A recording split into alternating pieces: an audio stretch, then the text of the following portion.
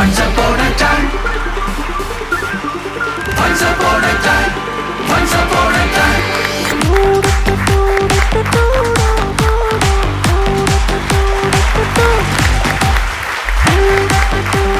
Hello dear viewers, and this is Once Upon a Time Season 3 Startup for Stand-Up, മലയാളത്തിലെ ആദ്യത്തെ stand up comedy show. Once upon a time. Once upon a time. കല ജീവിതത്തിന്റെ ഭാഗമാണ്. കലയെ കൂടുതൽ ആസ്വദിക്കുവാനും കൂടുതൽ മികവുറ്റതാക്കി മാറ്റുവാനും സാധിക്കട്ടെ. ജീവിതവും കല പോലെ മനോഹരമായി മാറട്ടെ എന്ന് ആശംസിച്ചുകൊണ്ട് Once Upon a Time Season 3യുടെ ഒരു പുതുപുത്തൻ എപ്പിസോഡിലേക്ക് നമ്മൾ കടക്കുകയാണ്. Welcome once again. Once Upon a Time Season 3യുടെ വിശ്വസ്തരായ പ്രായോജകർ ഇവരൊക്കെയാണ്. നമ്മുടെ ഒന്നാം സമ്മാനമായ 7 ലക്ഷം രൂപ സ്പോൺസർ ചെയ്തിരിക്കുന്നു. പ്രത്യേക പാരമ്പര്യ ആയുർവേദ ചികിത്സയുമായി എൽദോ വൈദ്യ സെന്റ് പോൾസ് ആയുർവേദ. ഇനി അലർജിയും ആസ്മയും ഒരു മാറാ രോഗമല്ല. നമ്മുടെ രണ്ടാം സമ്മാനം 5 ലക്ഷം രൂപയാണ്. ഈ സമ്മാനം സ്പോൺസർ ചെയ്തിരിക്കുന്നു ICCS college of engineering and management Thrissur. ഒപ്പം മൂന്നാം സമ്മാനമായ 3 ലക്ഷം രൂപ നൽകുന്നത് ചെയർമാൻ ചെയേഴ്സ്. സുന്ദരം, സുദൃഢം, സുഖകരം. Once Upon a Time Season 3യുടെ ഇന്നത്തെ വേദിയിലേക്ക് ഏറെ സ്നേഹത്തോടെ സ്വാഗതം ചെയ്യുന്നു നമ്മുടെ നിറസാന്നിധ്യമായ രമേശ് ഏട്ടനെ. Let's welcome Ramesh Pisharody.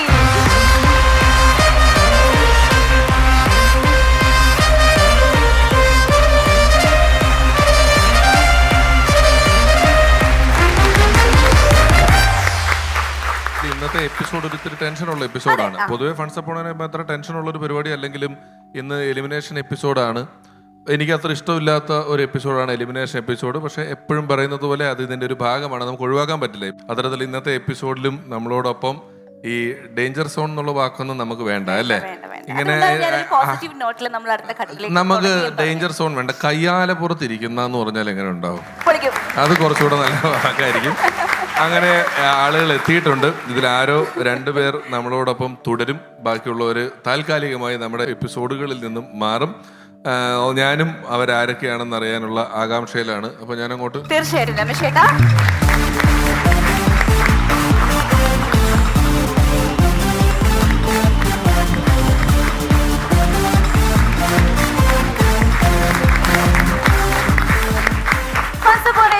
Season 3യിലെ ഇന്നത്തെ കയ്യാലപ്പുറത്തെ എപ്പിസോഡ് സ്റ്റാർട്ട് ചെയ്യുമ്പോൾ നമ്മളെ ജോയിൻ ചെയ്യുന്നത് വളരെ വളരെ സ്പെഷ്യൽ ആയിട്ടുള്ള ഒരു ഗസ്റ്റ് ആണ്.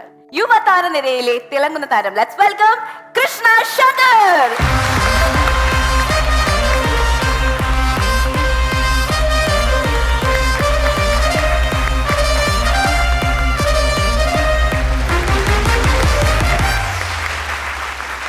എനിക്ക് തോന്നുന്നു വളരെ എക്സ്ക്ലൂസീവ് ആയിട്ട് ടെലിവിഷൻ ഷോകളിൽ പ്രത്യക്ഷപ്പെടുന്ന ഒരു താരമാണ് കൃഷ്ണ ശങ്കർ. അതുകൊണ്ട് തന്നെ നമ്മളെ പ്രേക്ഷകർ വളരെയധികം എക്സൈറ്റഡ് ആയിരിക്കും. അതെ, കൃഷ്ണ ശങ്കർ നമ്മൾ അങ്ങനെ ഞാൻ ഒരുപാട് TV പരിപാടികളൊന്നും കണ്ടിട്ടില്ല. അങ്ങനെയൊക്കെ അധികം പോകുന്ന ആളല്ലെന്ന് തോന്നുന്നു.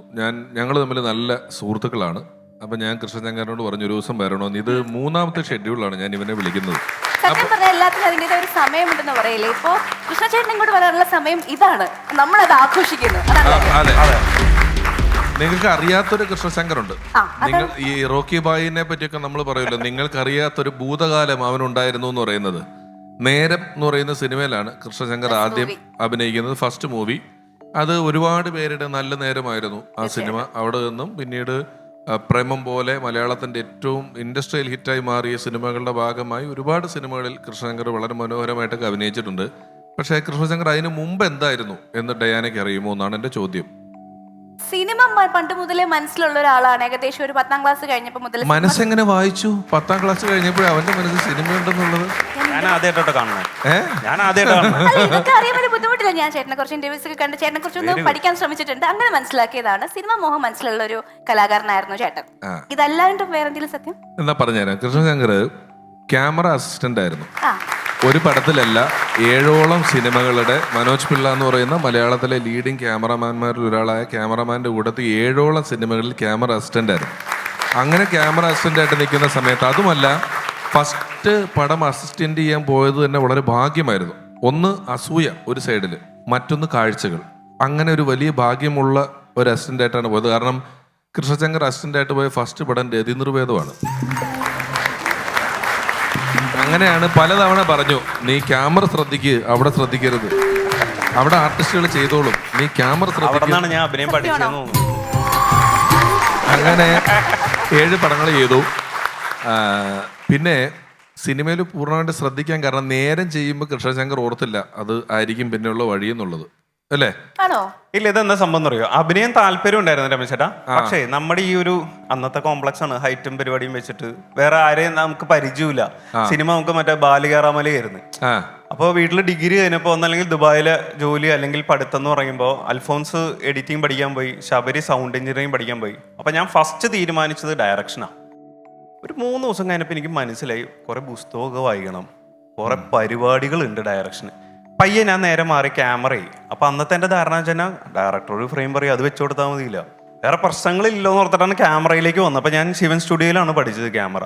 അങ്ങനെ നിൽക്കുന്ന സമയത്താണ് മനോജ് പിള്ള സാറിനൊപ്പം അസിസ്റ്റൻ്റായിട്ട് കയറിയിരിക്കുന്ന സമയത്താണ് അൽഫോൺസ് നേരം ചെയ്യുന്നത്. നേരം ചെയ്യുമ്പോൾ അവനറിയാം, അതുകൊണ്ട് ആ റോള് മാണിക്കുന്ന പറഞ്ഞ ക്യാരക്ടർ. അത് കഴിഞ്ഞിട്ട് നേരം റിലീസായ ശേഷവും ഇമീഡിയറ്റ് ആയിട്ട് നമുക്ക് വേറെ സിനിമകളൊന്നും വരില്ലല്ലോ, അത് ജസ്റ്റ് റിലീസായിട്ടേ ഉള്ളൂ. സലാം കാശ്മീർ എന്ന് പറയുന്ന സിനിമയുടെ ക്യാമറ അസിസ്റ്റൻ്റായിട്ട് അവിടെ വർക്ക് ചെയ്യുമ്പോൾ ഉണ്ടായ പ്രശ്നം എന്ന് വെച്ചാൽ സലാം കാശ്മീർ ജോഷി സാറിന്റെ പടം, സുരേഷ് ഏട്ടൻ ജയറാമേട്ടനൊക്കെ നിൽക്കുന്നുണ്ട്. അപ്പൊ ഈ ലൊക്കേഷനിൽ ഷൂട്ടിംഗ് കാണാൻ വരുന്നവരിൽ പലരും ചേട്ടാ പറഞ്ഞ് ഇവന്റെ കൂട്ടത്തിൽ സെൽഫി എടുക്കുന്നു. പടം റിലീസായിട്ട് ഷെഡ്യൂൾ ഉണ്ടായിരുന്നു. അപ്പോൾ ഞാൻ അതിൽ ഓൾറെഡി വർക്ക് ചെയ്തുകൊണ്ടിരിക്കുകയായിരുന്നു. അപ്പോൾ ഞാൻ വീണ്ടും പോയി ജോയിൻ ചെയ്തിട്ട് നമ്മൾ കൊടൈക്കനാൽ സോങ് ഷൂട്ട് ചെയ്യാം. അപ്പോൾ പിസ്ത പാട്ടൊക്കെ ഇറങ്ങി ഭയങ്കര ഹിറ്റായിരിക്കുന്ന സമയം. അപ്പോൾ ഒരു ട്രാവലറിൽ കുറേ പിള്ളേർ വന്ന് മാണിക് എന്ന് പറഞ്ഞിട്ട്, അപ്പോൾ ഞാൻ കയ്യിൽ തെർമോക്കോളൊക്കെ പിടിച്ച് ഇങ്ങനെ നിൽക്കുക. അപ്പോൾ എൻ്റെ അടുത്ത് ഫോട്ടോ എടുക്കാം. അപ്പോൾ അപ്പുറത്ത് ജോഷി സാറ് ജയറാമണ്ണൊക്കെ കേൾക്കുമ്പോൾ ഞാൻ വരെ തോന്നുന്നു ഒരു മിനിറ്റ് മാറിക്കുന്നു പറഞ്ഞു. യൂണിറ്റ് ബസ്സിൻ്റെ സൈഡിൽ നിന്നിട്ടാണ് ഞാൻ ഫസ്റ്റ് എൻ്റെ സെൽഫി എടുക്കുന്നത്. അതായിരുന്നു സത്യത്തിൽ എൻ്റെ ഫസ്റ്റ് സെൽഫി. ഇവന്റെ കൂടെ ആരാധകർ സെൽഫി എടുക്കുമ്പം ആദ്യത്തെ സെൽഫി ഒളിച്ചു നിന്ന് എടുക്കേണ്ടി വന്ന ഒരേ ഒരു മലയാള നടനാണ് കൃഷ്ണശങ്കർ എന്ന് പറഞ്ഞത്. ജോഷി സാറ് ജയറാമേട്ടൻ സുരേഷ് ഏട്ടനൊക്കെ നിൽക്കുന്നു. ബഹുമാനം കൊണ്ട് മാറി. എന്നിട്ട് പിന്നെ ഇവൻ പോയി പറഞ്ഞു, ഞാൻ രണ്ടും കൽപ്പിച്ചൊന്ന് ഇറങ്ങി നോക്കുകയാണ്. ഞാൻ സാറിൻ്റെ അടുത്ത് മനോജ് പിള്ള സാറിൻ്റെ അടുത്ത് പറഞ്ഞത്, സാറേ ഞാൻ ഈ കാരണം എനിക്ക് അത് കഴിഞ്ഞിട്ട് പിന്നെ വരുന്ന പടം ലോ പോയിന്റ് എന്ന് പറഞ്ഞ സിനിമയായിരുന്നു. അപ്പോൾ അത് വന്നപ്പോഴാണ് ഡേവിഡ് കാച്ചപ്പള്ളി സാറാണ് എന്നെ വിളിക്കണേ. അപ്പോൾ സാറ് വിളിക്കുമ്പോഴാണ് ഞാൻ സാറിൻ്റെ അടുത്ത് വന്നിട്ട് സാറേ ഞാൻ ഈ വഴി പോവുകയാണ്, എന്തെങ്കിലും തട്ടുകേട് പറ്റിക്കഴിഞ്ഞാൽ ഞാൻ തിരിച്ചു വരും കേട്ടോ എന്ന് പറഞ്ഞു. അപ്പോൾ ദൈവം സഹായിച്ചപ്പോൾ ഒരു 10 വർഷമായി. കുഴപ്പമില്ലാണ്ട് വണ്ടി പോകുന്നുണ്ട്. തിരിഞ്ഞു വരുന്നു പറഞ്ഞു. പക്ഷെ എന്നാലും ക്യാമറയുടെ മുന്നിൽ നിന്നുകൊണ്ട് ഛായാഗ്രഹണം എന്ന് കൈകാര്യം ചെയ്യാനാണ് ഒരു മനസ്സിൽ അങ്ങനെ ഒരു ആഗ്രഹമുണ്ട്. ക്യാമറയുടെ മുന്നിൽ നിന്നുകൊണ്ട് ഛായാഗ്രഹണം കൈകാര്യം ചെയ്യാൻ അത് വലിയ ഒരാൾക്കും ഇന്നേ വരെ ക്യാമറയുടെ മുന്നിൽ നിന്ന് ഛായാഗ്രഹണം ഇടത്തോട്ട് തീടാ വലത്തോട്ട് തീടാന്ന് പറയാൻ. ശരിക്കും ഇതുപോലുള്ള എലിമിനേഷൻ എപ്പിസോഡ് വെച്ചിട്ട് ആദ്യം ഡയാനെ ഇവിടുന്ന് എലിമിനേറ്റ് ചെയ്ത് കളയാം.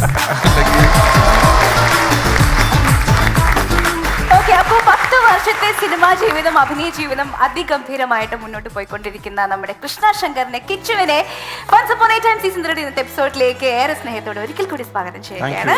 Over to his hot seat.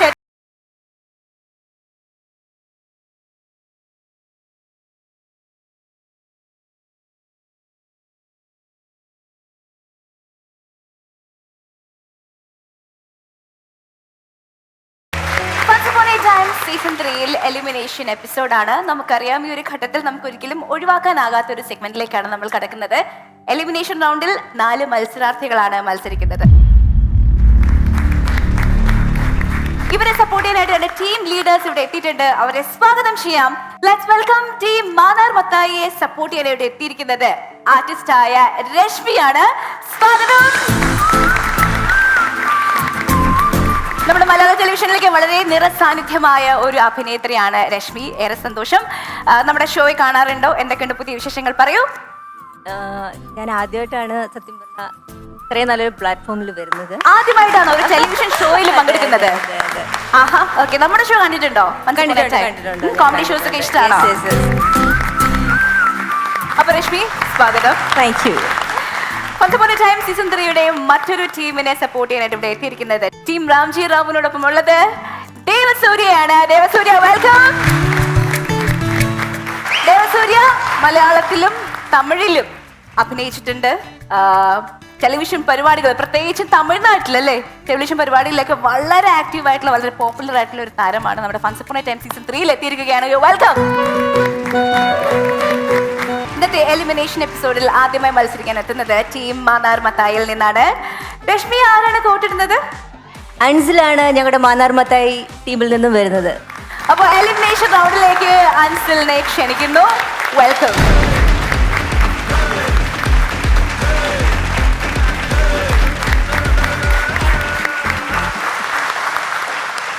നമസ്കാരം. ഞാനൊരിക്കൽ ട്രെയിനിൽ ഇങ്ങനെ യാത്ര ചെയ്യായിരുന്നു. അപ്പം സുന്ദരിയായ ഒരു പെണ്ണ് വന്ന് എൻ്റെ ഫ്രണ്ടിലിരുന്നു. സാധാരണഗതിയിൽ ഒരു പുരുഷനാണെങ്കിൽ എന്ത് ചെയ്യും? നോക്കും അല്ലേ? പക്ഷെ ഞാൻ രമേശ് ചേട്ടനെ പോലെ ആയതുകൊണ്ട് പണ്ടേ സ്ത്രീകളുടെ മുഖത്ത് ഞാൻ നോക്കാറേ ഇല്ല. മേ അത്രക്കാരൻ നഹീ ഹൂം. അപ്പം ഞാനിങ്ങനെ കാലുമേ കാലൊക്കെ വെച്ചിരുന്ന് ഇങ്ങനെ വായിച്ചുകൊണ്ടിരിക്കുകയായിരുന്നു. അപ്പം ആ കുട്ടി എന്നോട് പറഞ്ഞു, സ്ത്രീകളുടെ മുമ്പിലിരിക്കുമ്പം കുറച്ച് ബഹുമാനമൊക്കെ ആകാം. ശരിയാണ്, നമ്മൾ സ്ത്രീകളുടെ മുമ്പിലിരിക്കുമ്പം ഒരല്പം ബഹുമാനം വളരെ നല്ലതാണ്. അപ്പം ഞാൻ കാലൊക്കെ താത്ത് വെച്ചു, മുണ്ടൊക്കെ താത്ത് വെച്ചു, നേരെ ഇരുന്നു. അപ്പം ഈ കുട്ടി കാലെടുത്ത് കാലിൻ്റെ മുകളിൽ വെച്ചു. അപ്പം നമ്മൾ ചോദിക്കണ്ടേ? ഞാൻ ചോദിച്ചു. അപ്പം ആ കുട്ടി എന്നോട് വളരെ ഭവ്യതയോടു കൂടി വളരെ ലാളിത്യത്തിൽ എനിക്കത് പറഞ്ഞ് മനസ്സിലാക്കി തന്നു. താൻ ആരോടോ സ്ത്രീകൾ ഇങ്ങനെ തീരുമാനിക്കാൻ? സ്ത്രീകൾക്ക് അവരുടെ അവകാശങ്ങളില്ലേ?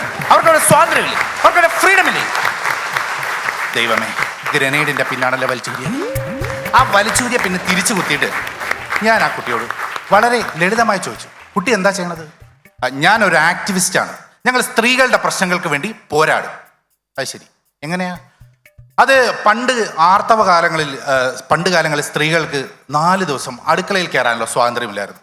ഞങ്ങൾ പോരാടി അവർക്ക് അതിനുള്ള സ്വാതന്ത്ര്യം മേടിച്ചു കൊടുത്തു. അടിപൊളി. അവർക്ക് ആകപ്പാടെ 1 മാസം 4 ദിവസം അവധി കിട്ടിക്കൊണ്ടിരുന്നു, അതും കൂടി ഇല്ലാണ്ടായി. ആട്ടെ, ഇപ്പം എന്താ ചെയ്യണത്? ഞങ്ങൾ സ്ത്രീകളെ അടുക്കളയിൽ തളച്ചിടാൻ സമ്മതിക്കില്ല. അവർക്ക് പറക്കണം. പറഞ്ഞോളൂ കുട്ടി, പറഞ്ഞോളൂ, പക്ഷെ പറയിപ്പിക്കരുത്. അതൊക്കെ വെച്ച് നോക്കുമ്പം പ്രണയം ഒരു സ്വർഗീയ വികാരമാണ്. പ്രണയം സ്വർഗീയമാണെന്ന് പറയുമ്പോഴും കാര്യങ്ങളൊക്കെ നടക്കുന്നത് ഇവിടെ ഭൂമിയിലാണ്. ചേട്ടാ, അതല്ല ആ കാര്യമല്ല. പണ്ടൊക്കെ ഒരു പെൺകുട്ടിയോട് ഇഷ്ടമാണെന്ന് പറയണമെങ്കിലേ നമുക്ക് മുട്ടുകാല് വിറയ്ക്കും. പക്ഷെ ഇന്ന് വരണവനും പോണവനും ഒക്കെ പറയുന്നുണ്ട്, I love you baby, I love you, love you. നമ്മുടെ ടീമിലുള്ള അഖിലുണ്ടല്ലോ, അവൻ എപ്പോഴും എൻ്റെ അടുത്ത് പറയും, ചേട്ടാ നിങ്ങളിങ്ങനെ സ്ത്രീകളെ കളിയാക്കരുത്, അത് വളരെ മോശമാണ്, അവരെ നമ്മൾ വില കൂടിയ പഴങ്ങളായിട്ട് കണ്ട് നമ്മളവരെ ആദരിക്കണം, നമ്മൾ സ്നേഹിക്കണം എന്ന് പറഞ്ഞു. പക്ഷെ ഇവൻ്റെ മനസ്സിലുണ്ടല്ലോ ഫ്രൂട്ട് സലാഡ് തിന്നണമെന്ന്.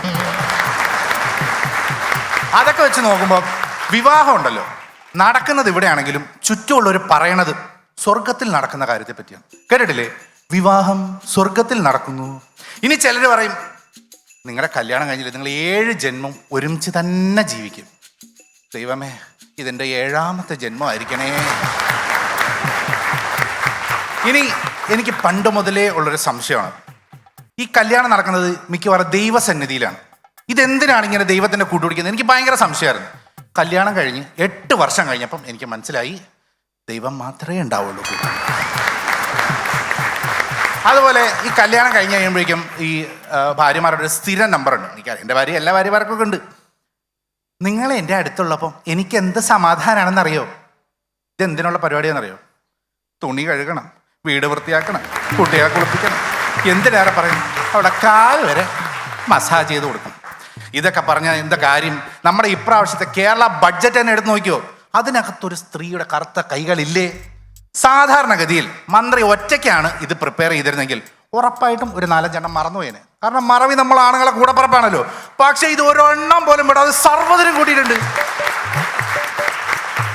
ഇതൊക്കെ താങ്ക മുടിയാതെ നമ്മൾ വല്ല മാളിലെങ്ങാണം പോയിരിക്കാന്ന് വിചാരിച്ചാൽ അവിടെ ക്രെഡിറ്റ് കാർഡ് വിതരണക്കാരുടെ സംസ്ഥാന സമ്മേളനം. ഈ സാധനം എനിക്ക് കിട്ടൂലെന്ന് അവനെക്കാട്ടിലും 1000% ഉറപ്പ് എനിക്കുണ്ട്. പക്ഷെ അവൻ്റെ ഒരു ആത്മവിശ്വാസം ഉണ്ടല്ലോ. പക്ഷെ ഇനി അതും പറയാഞ്ഞിട്ട് നമ്മൾ വല്ല പാർക്കിലോ ബീച്ചിലോ വല്ല റെയിൽവേ സ്റ്റേഷനിലോ പോയിരുന്നാലോ, ഇംഗ്ലീഷിൽ ആതുര സേവനം നടത്തുന്ന സുന്ദരികളായ പെൺകുട്ടികളുടെ ഒരു പ്രത്യേക തരം പിരിവ്. ഇനി ഇതൊന്നും പോരാ, ഇത്തിരി സമാധാനം കിട്ടാൻ വീട്ടിൽ പോയിരിക്കാൻ വിചാരിച്ചാലോ, കോടതിയും പോലീസും കൂടെ ഒരുമിച്ചിരിക്കുകയല്ലേ വീട്ടിൽ. ഈ ന്യൂജൻ യുവതികളുടെ കാലം പറയുമ്പോൾ പണ്ടൊക്കെ അവകാശങ്ങൾ കുറവായിരുന്നൊക്കെ പറയും. ഇപ്പം ന്യൂജൻ യുവതികൾക്ക് ഇഷ്ടം പോലെ അവകാശങ്ങളാണ്.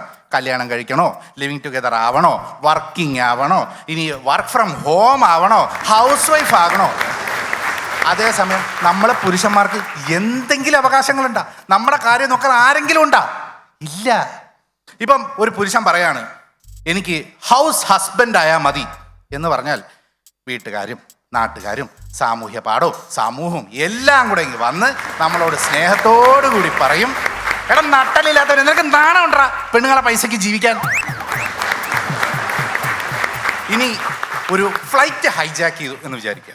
സർക്കാർ അപ്പം തന്നെ തീവ്രവാദികളോട് പറയും സ്ത്രീകളെയും കുട്ടികളെയും വൃദ്ധന്മാരെയും വെറുതെ വിടാൻ. അല്ല സർക്കാരെ, എനിക്കറിയാൻ മേലാത്തോണ്ട് ചോദിക്കുകയാണ്, ഞങ്ങൾ ഈ പുരുഷന്മാരെ ഭൂമിയിൽ വന്ന എന്തിനാണ്? മാങ്ങ പറിക്കാനാണ്. ഇനി ചില വീടുകളിലെ ചില പ്രത്യേകതരം കലാപരിപാടികളുണ്ട്. അതായത് അമ്മായിമ്മ പോര്, നാത്തൂൻ പോര്, ഇതൊക്കെ ഉണ്ട്. ഇത് കാണുമ്പം എനിക്ക് ഇപ്പോൾ തോന്നുന്നത് എന്താണെന്നറിയോ? Welcome to the world cup final between Argentina and France. And then now the ball is with Mbappé swing ahead to the Emiliano Martinez. Emiliano Martinez അടിക്കുന്നു, എംബാപ്പെ തടയുന്നു. എംബാപ്പെ അടിക്കുന്നു, എമിലിയാനോ മാർട്ടിനസ് തടയുന്നു. പക്ഷേ ആ ബോൾ ഉണ്ടല്ലോ, അത് നമ്മളാ.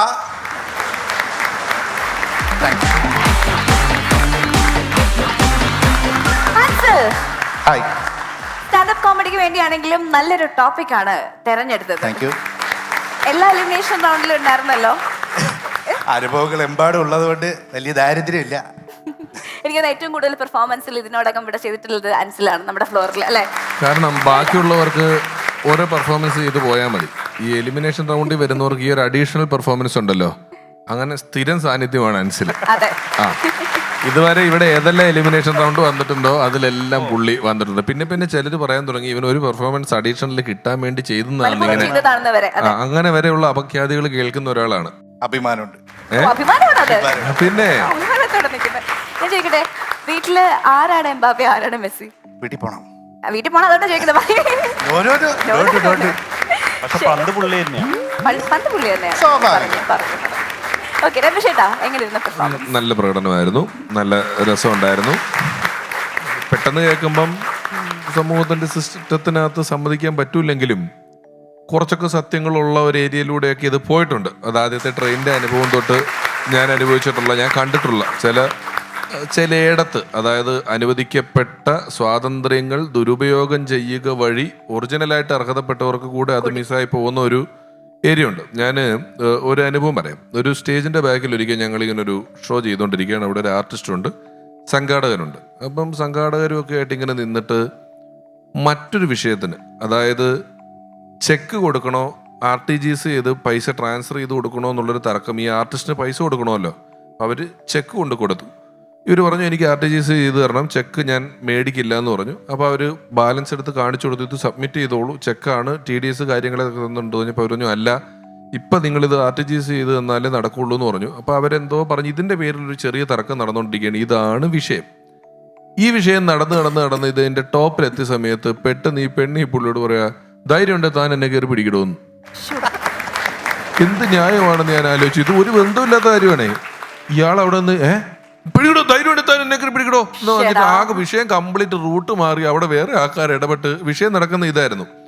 ഞാൻ നേരിട്ട് കണ്ട കാര്യമാണിത്. അപ്പോൾ ഇത്തരത്തിലുള്ള ചില ഏരിയകളിൽ ഇത് മിസ്യൂസ് ചെയ്യപ്പെടുന്നുണ്ട്. ആ ഒരു ഏരിയ വളരെ ഭംഗിയായിട്ട് പറഞ്ഞു, ഗംഭീരമായി. നന്നായിട്ടുണ്ട്. കാരണം ഇപ്പോൾ രമേശേട്ടൻ പറഞ്ഞ പോലെ തന്നെ ഇതൊക്കെ വലിയ ഭയങ്കര സീരിയസ് കാര്യങ്ങളും സീരിയസ് ആണെങ്കിലും കുറെ ആൾക്കാർ അതിനെ ഭീകര സീരിയസ് ആക്കാൻ വേണ്ടി തച്ചനിരിക്കുന്ന കാര്യങ്ങളുമാണത്.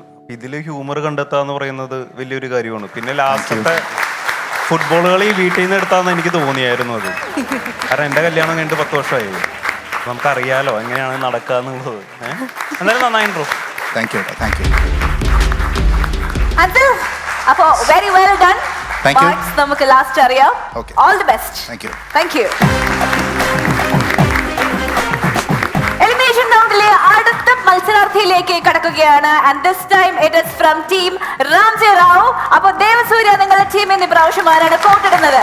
ഇവിടെ നമ്മൾ അടുത്തായിട്ട് പെർഫോം ചെയ്യാൻ പോകുന്നത് നമ്മുടെ സിംഗം കൊയിലാണ്ടിയിൽ നിന്നുള്ള നമ്മുടെ മധുലാൽ ചേട്ടനെ നമുക്ക് സ്വാഗതം ചെയ്യാം.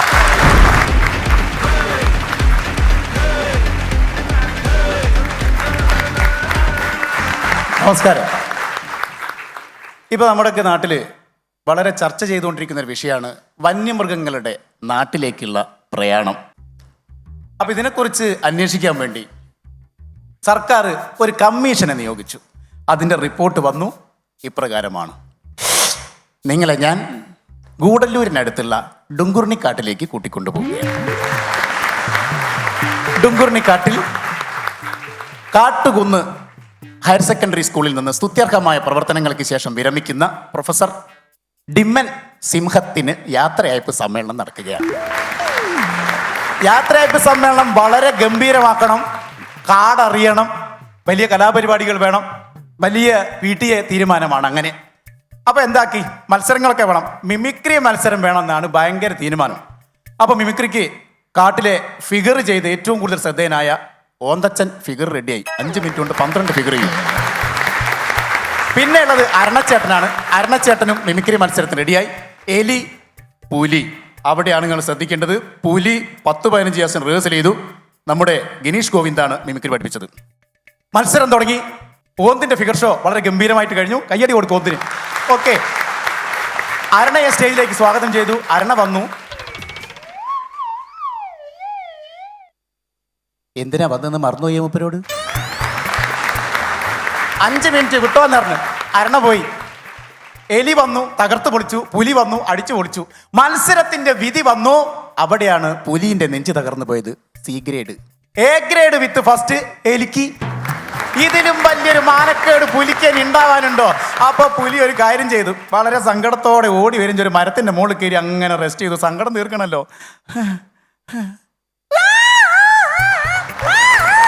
മൂപ്പര് വിചാരിച്ചു ഏതോ ആംബുലൻസ് പോവുകയാണ്. അല്ലേ, മൂപ്പരെ തോൽവിയിൽ സന്തോഷിച്ച കുറുക്കന്മാര് തായെന്ന് കൂക്കി വിളിച്ചതാ.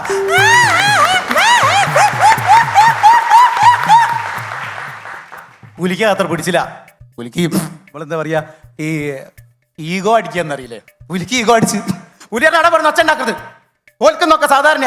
അപ്പൊ കുറുക്കെ തോൽക്കുന്നൊക്കെ സാധാരണ, എന്നാലും ഒരു എലീനോട് തോൽക്കുന്നത് മോശമല്ലേടോ? എന്ത് മോശം? നിങ്ങളെ പൊരേ പോയിടോ. അപ്പൊ തന്നെ പുലിനോട് കുറുക്കെ എനക്ക് പൊരണ്ടടോ, കണ്ട മരത്തിന്റെ മുകളിൽ കുത്തിരിക്കുന്ന ആളല്ലെങ്കിൽ ഞങ്ങൾക്കൊക്കെ മാളുണ്ടടോ, ഞങ്ങളൊക്കെ മാളത്തിലാണ് താമസിക്കുന്നത്, അതാണ് ഞങ്ങളുടെ ഭവൻ, ഞാൻ അങ്ങോട്ട് പോകും. അപ്പൊ മറ്റേ കുറുക്കനോട് എടാ അങ്ങനെ കുറവാക്കണ്ടടാ, മുപ്പര് ഇന്ദിരാഗാന്ധി ഭവന പദ്ധതിക്ക് അപേക്ഷ കൊടുത്തിട്ട് അത് കിട്ടിയാൽ പോരെ കിട്ടും.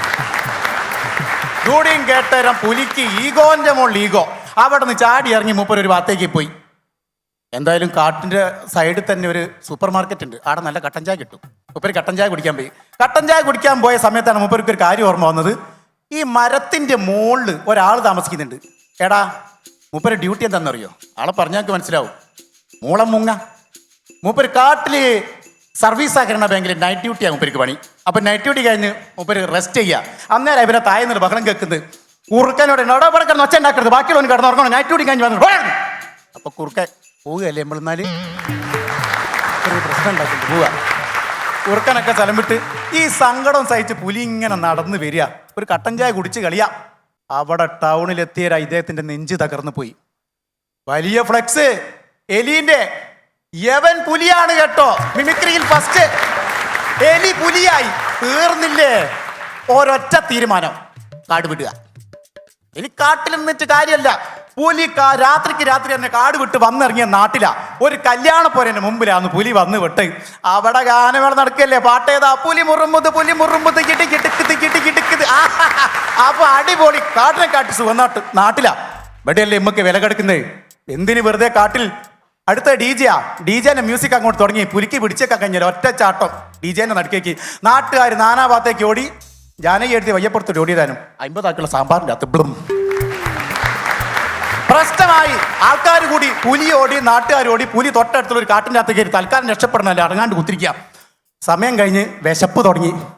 എന്താ ചെയ്യുക? പതുക്കനെ കാട്ടിന്ന് പുറത്തിറങ്ങി നോക്കുമ്പോണ്ട് ഒരു ബീഫിന്റെ ചണ്ണ നല്ലോണം തോല് പൊളിച്ച് കെട്ടി തൂക്കിയിട്ടിക്ക്. ഒന്നും നോക്കിയില്ല, ചാടിക്കയറി ഒരൊറ്റ കടി പടക്കുന്ന് ബാക്കിൽ ഒരൊറ്റ കെട്ടിക്ക്. പുലിക്ക് വിശപ്പായതുകൊണ്ട് നോക്കിയില്ല. ഭക്ഷണം കഴിഞ്ഞ് തിരിഞ്ഞു നോക്കുമ്പോൾ മനസ്സിലായത് വനപാലകർ വെച്ച കൂട്ടിൻ്റെ അകത്താ. മനസ്സിലാക്കില്ല, വനപാലകർ വെച്ച കൂട്ടിൻ്റെ അകത്ത് കുടുങ്ങിക്കിടക്കുക പുലിന്ന്. ഭയങ്കരമായി പുലിക്ക് സന്തോഷമായി. എന്താ കാരണം? ടിവിക്കാർ വരുന്നു, പന്തം കത്തിച്ച ആൾക്കാർ വരുന്നു, സെൽഫി എടുക്കാൻ ആൾക്കാർ വരുന്നു. പുലിന്റെ സെൽഫി ഒക്കെ ഇൻസ്റ്റാഗ്രാമിലൊക്കെ പുലി സെക്കൻഡ് കൊണ്ട് വൈറലായി മാറില്ലേ പുലി. ഇതിലും വലിയൊരു സുഖം വേറെ ഉണ്ടോ? കുറച്ച് കഴിഞ്ഞാലുണ്ട് ക്രെയിനിൽ ഇങ്ങനെ പൊക്കിക്കൊണ്ടുപോവാ കൂടുതൽ. യന്ത്രഞ്ഞാലോ ഇതിന്റെ മുകളിൽ ഇങ്ങനെ കളിപ്പിച്ച് ഒരു ലോറിന്റെ അകത്ത് വെക്കുന്നു. ആ സന്തോഷം. ലോറി സ്റ്റാർട്ട് ചെയ്ത് നേരെ കാട്ടിലേക്ക് പോകുന്നു, തുറക്കുന്നു, വിടുന്നു, കാട്ടിൽ തന്നെ. ഇത് നല്ലൊരു ഏർപ്പാടാണല്ലോ. നാട്ടിൽ പോകുക, ബീഫ് കഴിക്കുക, കാട്ടിൽ വരിക. നാട്ടിൽ പോകുക, ബീഫ് കഴിക്കുക, കാട്ടിൽ വരിക.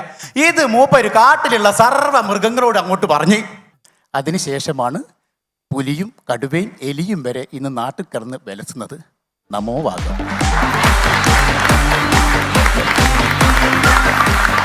മധുചേട്ടാ, എലിമിനേഷൻ റൗണ്ടിൽ ആദ്യമായിട്ടാണ് വരുന്നത്. അത് കയ്യിലിരിപ്പ് ശരിയല്ല. കഴിഞ്ഞൊന്നും ഞാൻ ശ്രദ്ധിക്കാത്തതുകൊണ്ട് വന്ന ശിക്ഷയാണ്. എന്തായാലും അങ്ങനെ കിട്ടുമല്ലോ. അറിയാലോ, ഏറ്റുവാങ്ങി സന്തോഷം. വിധി എങ്ങനെയാണ്, എങ്ങനെ ഇരുന്നൊക്കെ നമുക്ക് നമ്മുടെ ജഡ്ജസിനോട് ചോദിക്കാം. കിച്ചു ഏട്ടാ, നല്ല രസമായിരുന്നു. അതായത് നമുക്ക് താങ്ക് യു. ഒരു സിനിമാ കഥ കേൾക്കണ പോലെയായിരുന്നു. അതെ.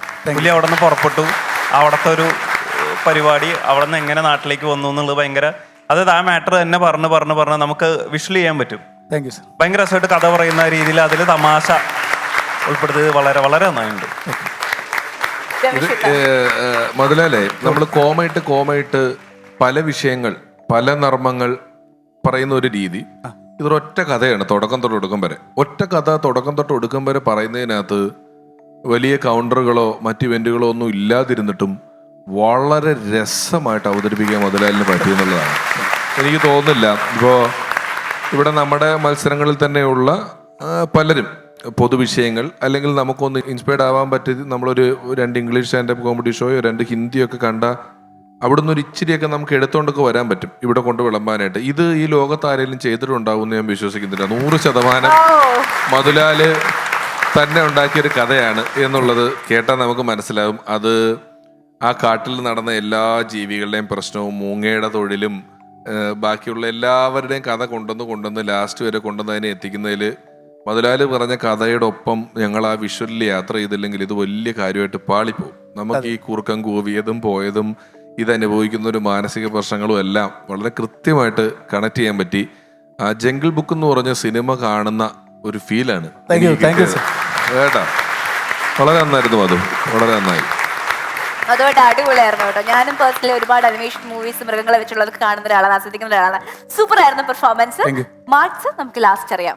Okay, all the best. Elimination റൗണ്ടിലെ 3ാമത്തെ പെർഫോമൻസ് ടീം റാംജി റാവൽ നിന്നും ആരാണ് കോട്ടിടുന്നത് എന്നറിയാം. ദേവ, ആരാണത്? അതെ, ഞങ്ങളുടെ കോട്ടിട്ട ശക്തി ഞങ്ങളുടെ റൂബിൻ ചേട്ടൻ അങ്ങോട്ട് വരികയാണ്.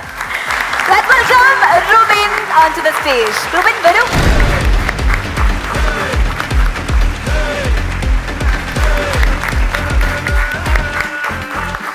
എല്ലാവർക്കും എൻ്റെ വിനീതമായ നമസ്കാരം. എൻ്റെ പൊന്നു കൂട്ടുകാരെ, നിങ്ങൾ ഇങ്ങനെ ഇരുന്നിട്ട് കാര്യമില്ല, ഒരു നല്ല കയ്യടി തരണം. കാരണം ഐസിയു കിടക്കുന്ന കൊച്ച, ഇതിന് മീറ്റർ കയ്യടി ഉണ്ടെങ്കിലേ മീറ്റർ രേഖപ്പെടുത്താൻ പറ്റത്തുള്ളൂ. അപ്പം അങ്ങനെ പറഞ്ഞ് ഞാനും എലിമിനേഷനിൽ വന്നു.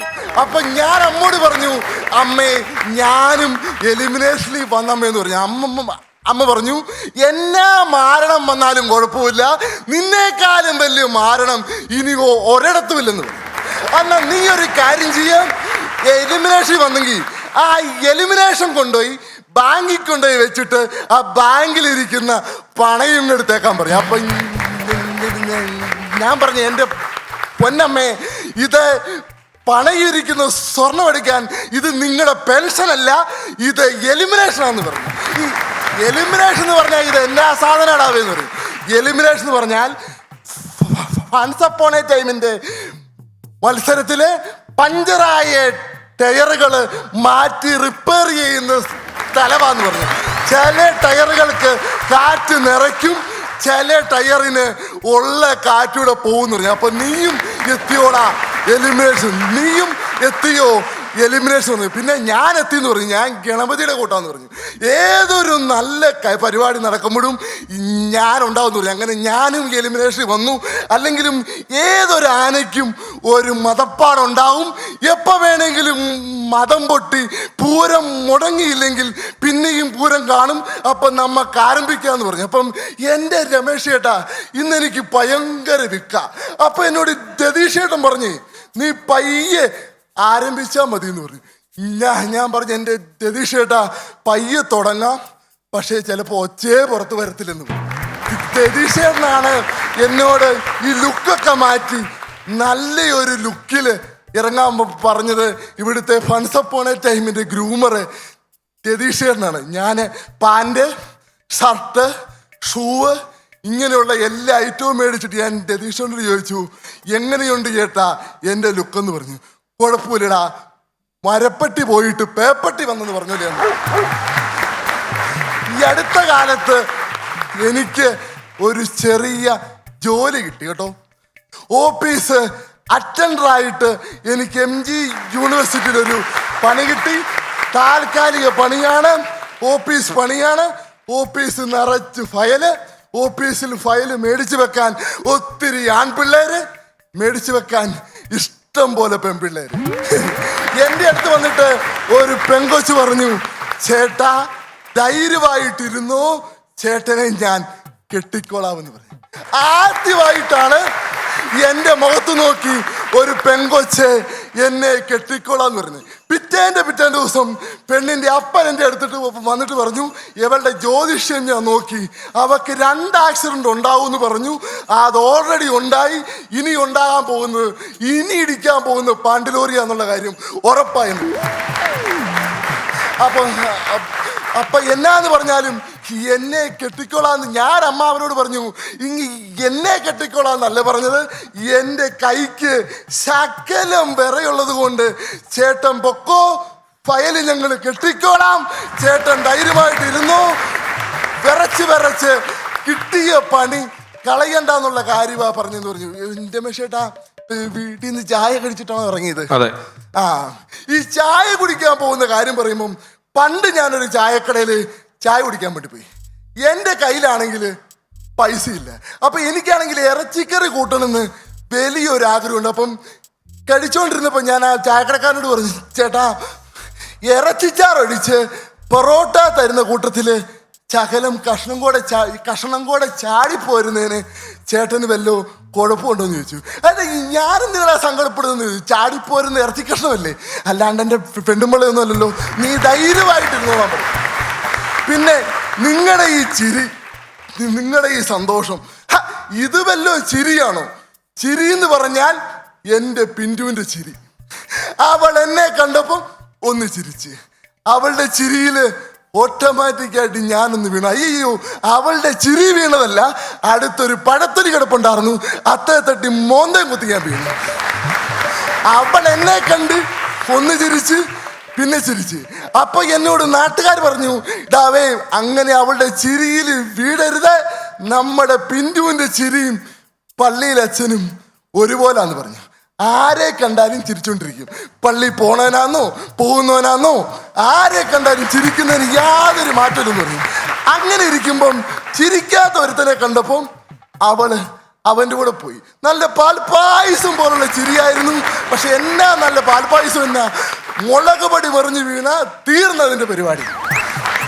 പിന്നെ എൻ്റെ സങ്കടങ്ങളെ സന്തോഷമായി പറയുവാൻ എനിക്ക് അവസരം തന്ന പരിപാടിയാണ് ഫൺസ് അപ്പോൺ എ ടൈം. അപ്പം ഈ ഫൺസ് അപ്പോൺ എ ടൈമിന് എല്ലാവിധ ആശംസകളും നേർന്നുകൊണ്ട് ഞാൻ നിർത്തുകയാണ്. പക്ഷെ എനിക്ക് ഒരൊറ്റ സങ്കടമുള്ളൂ. എനിക്ക് ഇവിടുന്ന് പോകേണ്ടി വന്നു കഴിഞ്ഞാൽ ഈ ആറ്റുനോറ്റ് പിള്ളേരുണ്ടായിട്ട് ഈ പ്രസവാർഡിൽ കാത്തു നിൽക്കുന്ന ഒരു കെട്ടുവിൻ്റെ അവസ്ഥയാണ്. വീട്ടിൽ അമ്മ ഒറ്റയ്ക്കാണ് താനും. കൊച്ചിൻ്റെ മുഖം കാണുമ്പം പോകാനിട്ട് തോന്നത്തുമില്ല, എന്നാ പോകാതിരിക്കത്തുമില്ല. പോയില്ലെങ്കിൽ നേഴ്സ് പിടിച്ച് പുറത്താക്കുകയും ചെയ്യും. ആകെപ്പാടെ ഒരു ടെമ്പറേച്ചർ നിൽക്കുക. ഇത് ഞാനൊരു ഉപമ പറഞ്ഞതാണ്. ഇനി എനിക്ക് പിള്ളേരുണ്ടെന്നും പറഞ്ഞ് നിങ്ങളാരും മാനത്തൂർക്ക് വന്നേക്കില്ല കേട്ടോ. അപ്പോൾ എല്ലാവർക്കും ഒരു നല്ല നമസ്കാരം അറിയിച്ചുകൊണ്ട് ഞാൻ നിർത്തുന്നു. Thank you very much.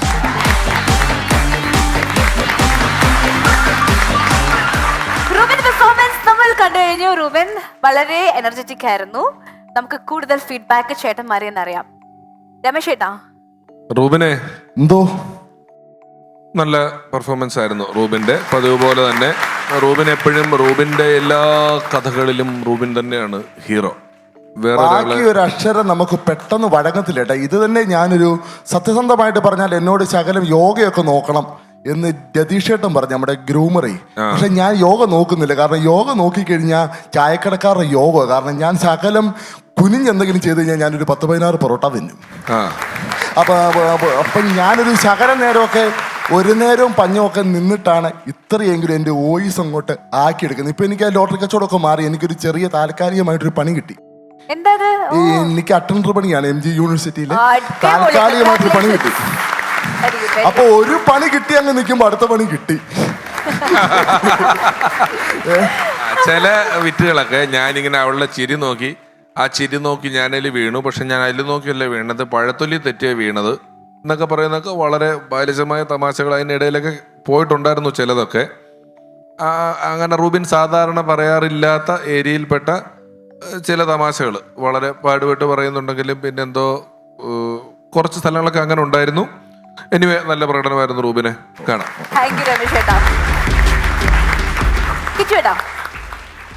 ചേട്ടാ ചേട്ടൻ ഇപ്പൊ പറഞ്ഞ ഭയങ്കര തമാശയായിരുന്നു.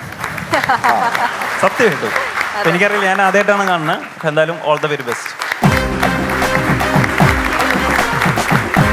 അപ്പോൾ മാർക്സ് എത്രയാണ് ലഭിക്കുന്നെന്നുള്ളത് നമുക്ക് ഫൈനലി അറിയാം. Okay, all the best. നന്നായി പെർഫോം ചെയ്തു.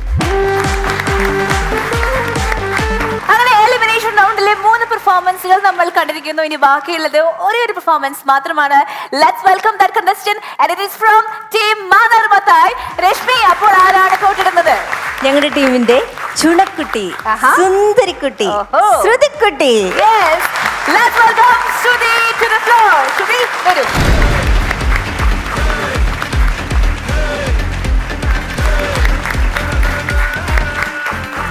ഹായ്, ഹലോ, നമസ്കാരം. ഞാൻ ശ്രുതി. രമേശ് ചേട്ടാ ഹായ്. ചേട്ടാ ഹായ്. ഒരുപാട് സന്തോഷം എനിക്കിവിടെ പെർഫോം ചെയ്യാൻ പറ്റിയതിന്. ഞാനൊരു കാര്യം പറയട്ടെ ആദ്യം തന്നെ രമേശ് ചേട്ടാ. എന്നെ സുരാജ് വെഞ്ഞാറമുടേട്ടൻ വിളിച്ചായിരുന്നു. വിളിച്ചിട്ട് എൻ്റെ അടുത്ത് പറഞ്ഞു, മോളെ നീ കഴിഞ്ഞ പെർഫോമൻസ് എൻ്റെ അടുത്ത് പറഞ്ഞു, മോളെ നീ നല്ലോണം ചെയ്ത്, നല്ല രസമുണ്ട്. ഈ പെൺകുട്ടികൾ ആദ്യമായിട്ടാണ് സ്റ്റാൻഡപ്പ് ചെയ്ത് ഞാൻ കാണുന്നത്. കണ്ടിട്ടുണ്ട്, എന്നാൽ അധികം ഇല്ലല്ലോ. ആദ്യമായിട്ടാണ് നല്ലോണം ചെയ്തെന്ന് പറഞ്ഞു. കുറേ കഴിഞ്ഞപ്പോഴത്തേക്ക് ഭയങ്കര ചൂടടിച്ചു കേട്ടാ. അപ്പം ഞാൻ വിചാരിച്ചത് എന്താ ചൂടടിക്കുന്നതെന്ന്. പിന്നെയാണ് എനിക്ക് മനസ്സിലായത് അമ്മ വന്ന് ഫാൻ ഓഫ് ചെയ്ത് അതൊരു സ്വപ്നമായിരുന്നു. അതെ, സ്വപ്നങ്ങൾ അങ്ങനെയാണ്, പരിധി വിടുന്നതിനപ്പുറം നമ്മൾ കാണും. GSTയും ടാക്സും കൊടുക്കാതെ കാണാൻ പറ്റിയ ഒരേ ഒരു സാധനമാണ് സ്വപ്നം എന്ന് പറയുന്നത്. എന്തിനു പറയുന്നു, നമ്മൾ സ്കൂൾ കാലം തൊട്ടേ സ്വപ്നം കാണുന്നവരാണ്. സ്കൂളിൽ പോകുന്ന കൊച്ചുങ്ങൾ ഈ കാണാൻ കൊള്ളാവുന്ന പെമ്പിളേരൊക്കെ ഒന്ന് നടത്തിയിരിക്കുകയാണെങ്കിൽ ഇങ്ങനെ നോക്കി സ്വപ്നം ഇറക്കി ഇങ്ങനെ ഇരിക്കും. ആൾക്കാർ ടീച്ചർ ചോദിക്കും, എന്തിനാടാ നീ എന്തുവാടെ ഇരുന്ന് ക്ലാസ്സിൽ ഇരുന്ന് സ്വപ്നം കാണുന്നതെന്ന് ചോദിക്കും. പറയും, ടീച്ചറെ ഞാൻ നല്ലൊരു ഇന്ത്യ നാളെ സ്വപ്നം കാണിയിരുന്നെന്ന് പറയും. അപ്പം ടീച്ചർ ചോദിക്കും, കണ്ണിക്കണ്ട പെമ്പിള്ളേരെ നോക്കി സ്വപ്നം കൊണ്ടിരുന്നിട്ട് അത് നീ കൊണ്ടുവന്ന് മഹാത്മാഗാന്ധിയുടെ തലയെ വെക്കുന്നവരാന്ന് ചോദിക്കും. അതേപോലെ തന്നെ പിന്നെ സ്വപ്നം കാണുന്നവരാണ് ഈ ഗർഭിണിമാരെന്ന് പറയുന്നത്. ഈ നെയ്യപ്പം പൊങ്ങി വന്ന ആങ്കൊച്ചാണെന്നുള്ള സ്വപ്നം, നെയ്യപ്പം താന്നു വന്ന പെങ്കൊച്ചാണെന്നുള്ള സ്വപ്നം. അപ്പം തന്നെ ഭർത്താവ് തിരിച്ചെന്ന് ചോദിക്കും, സൃഷ്ടിച്ച എനിക്ക് സ്വപ്നം കാണാൻ നെയ്യപ്പമാണോ ഈ തീരുമാനിക്കുന്നതെന്ന്. അതേപോലെ പിന്നെ സ്വപ്നം കാണുന്ന ആൾക്കാരാണെന്ന് വെച്ചാൽ നമ്മൾ കാമുകന്മാർ. എല്ലാവരും സ്വപ്നം കാണുന്നവരെ ബൈക്കിൽ പോകണം, കറങ്ങണം, അതൊന്നും അല്ല യഥാർത്ഥ സ്വപ്നം. സ്വപ്നം എന്താണെന്ന് ഞാൻ പറയാം. ഞങ്ങളുടെ വീട്ടിൻ്റെ അടുത്തുള്ള ഒരു പയ്യനില്ലേ, ഇവ എന്നും ഒരു പെണ്ണിൻ്റെ വീട്ടിൽ പോകും. അവരെ കാമുക. അപ്പം നാട്ടുകാരത് പിടിച്ച്. അപ്പം അവൻ്റെ ചോദിച്ചു, എടാ നീ എന്തിനാടാ ആ പെണ്ണിൻ്റെ വീട്ടിൽ പോകണമെന്ന് ചോദിച്ചു. അപ്പം അവൻ പറഞ്ഞു, എന്തുവാ മക്കളെ ഈ ഉറക്കത്തിൽ എണീറ്റ് കിടക്കുന്നതിൻ്റെ പേരെന്തുവാ?